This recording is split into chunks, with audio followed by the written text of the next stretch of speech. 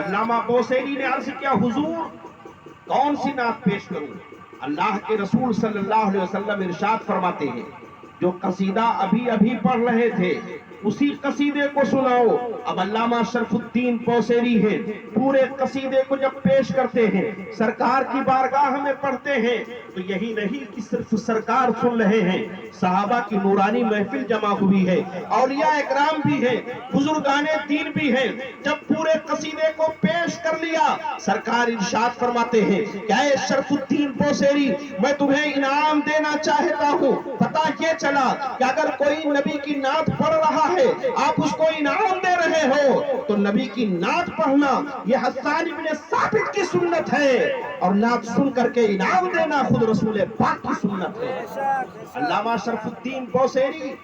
عرض کرتے ہیں حضور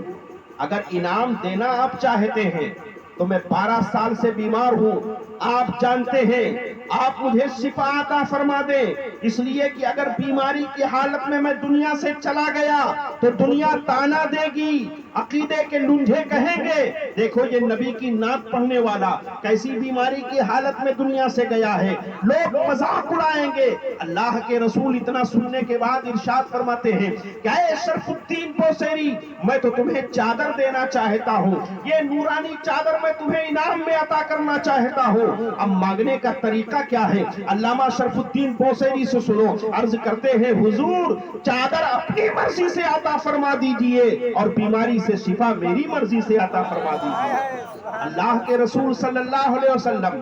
اپنے دست نبوت کو جہاں جہاں لگاتے ہیں جسم میں طاقت پیدا ہو جاتی ہے، بالکل توانا طاقتور ہو جاتے ہیں، اور پھر اللہ کے رسول صلی اللہ علیہ وسلم چادر بھی عطا فرما دیتے ہیں۔ ارشاد فرماتے ہیں کہ اے شرف الدین بوسیری چادر یہ ظاہری انعام ہے اور بیماری سے شفا یہ باطنی انعام ہے۔